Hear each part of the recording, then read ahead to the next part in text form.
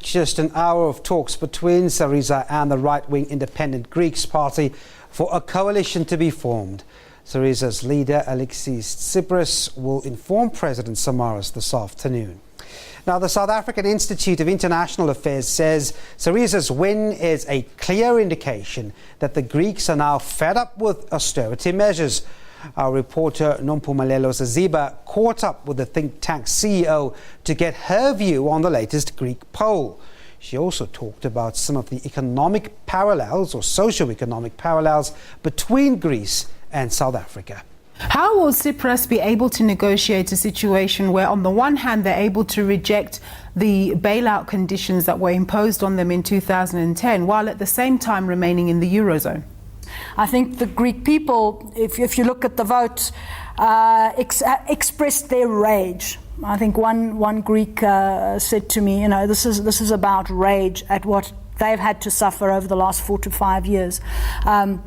And they recognize in Syriza a party which is not of the establishment, it's not of the sort of elite new democracy PASOK socialists who have ruled Greece pretty much since the return of democracy in 1974-75.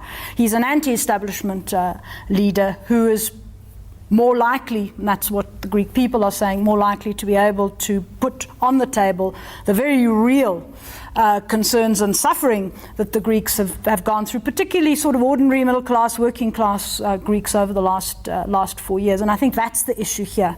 And I suspect that the Europeans, the EU, the European Central Bank, the IMF, I think need to hear that too, and I think we'll appreciate that. That still doesn't change the fact that Greece is faced with a debt to GDP ratio of 175%. They still have to deal with that for their long-term sustainability, don't they?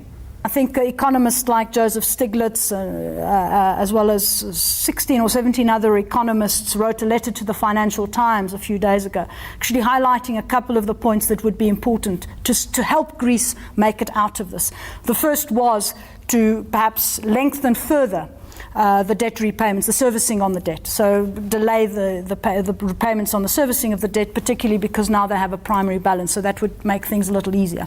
The second point would be to look at some debt write-offs, particularly on bilateral assistance. And the third, and that is critical, is the need to build up public sector, public investment. Efficient public investment that could help the economy to grow. Because right now, I think one of the challenges that Greece faces, and some of them resonate with South Africa, is a declining productive sector. So if you don't produce much to export, then you're in a bigger bind than other countries who have that option. And with the fact that they're part of the euro and not able to play with their monetary policy in a way to make their exports competitive, that's a problem. You talk about parallels with South Africa.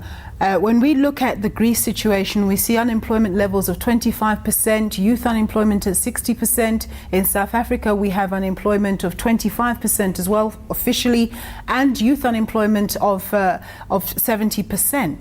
What are your thoughts there? I mean, clearly, Greece is at a different stage of its economic development from South Africa, but certainly there are a number of parallels. The one is that over the last 5 years, particularly youth unemployment has skyrocketed. And that has had a number of consequences. Firstly, a flow out, an emigration to the rest of Europe or indeed to other parts of the world. And those are the people who can emigrate. So what the consequence of that is that you lose some of your most skilled, your most capable people who are also the ones who are able to turn the economy around. And I think in South Africa we've had that on and off for a number of years, but not specifically related to our broader unemployment problem, because I think South Africa's unemployment, a good part of South Africa's unemployment problem relates also to our low skills base. So but the fact is that you still have 60% unemployed youth who then, many of them unfortunately, turn hardline in terms of their politics. We've seen that in South Africa, we see that in Greece. The third largest party in these elections is the neo-Nazi Golden Dawn. There is a strong element of xenophobia there. There is a strong element of fascism and totalitarianism, which has come through. Do you think that's the reason why here in South Africa the EFF has gained so much currency, particularly among young people?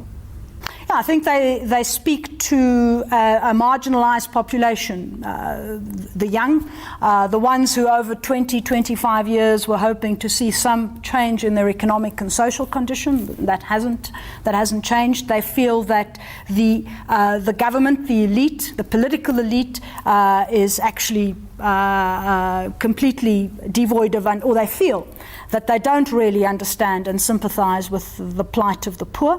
And I think the same thing is in Greece. And the vote today in favour of Syriza is exactly that. A political elite that has become very, very distanced from the lives of ordinary citizens.